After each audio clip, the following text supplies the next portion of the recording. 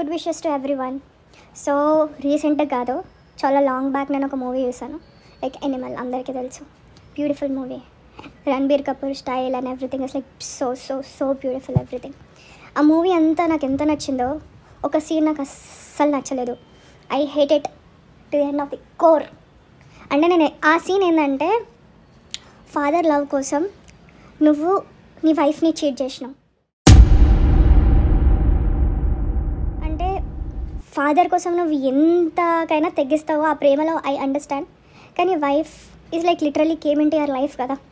నువ్వు ఆమెను ఒక్క సెకండ్లో లైక్ నువ్వు వెళ్ళి నేను ఐ స్లెప్ట్ విత్ సమ్మన్ అని చెప్పినావు. నువ్వు ఓకే చెప్పినావు, నీ హానెస్టీకి దండాలు పెట్టచ్చు, గ్రేట్ అని చెప్పొచ్చు, ఏదైనా చెప్పొచ్చు. నువ్వు దాంట్లో చెప్పి ఆమె ఏడుస్తుంటే ఇది కానీ నేనేం ఎక్స్పెక్ట్ చేస్తున్నా తెలుసా? ఇట్స్ ఓకే, సీన్ అంతా అయిపోయింది, సినిమా అంతా అయిపోయింది, కానీ నేను ఏం ఎక్స్పెక్ట్ చేస్తున్నా తెలుసా? ఆ మూవీలో ఆ వైఫ్ అనే ఆవిడ వాడికి ఒక మంచి లెసన్ ఇవ్వాలి, లిటరల్లీ ఒక చాలా పెద్ద లెసన్ ఇవ్వాలి. అంటే నీకు వైఫ్ అనేది కైండ్ ఆఫ్ అప్పట్లో రాజులు సమ్ కైండ్ ఆఫ్ 4-5 వైఫ్లను పెట్టుకొని తిరుగుతారు, ఒకటి కాకపోతే ఇంకోటి అన్నట్టు నువ్వు బిహేవ్ చేసినావు కదా. I believe like end of the day, I mean like I wish అంటే అనుకుంటాం కదా, నీకు ఆ మూవీలో నీ వైఫ్ నీకు తర్వాత చాలా లెసన్ చూపించాలి, చుక్కలు చూపించాలి. అది ఎంత హర్ట్ అయిందో నువ్వు అంత హర్ట్ కావాలి.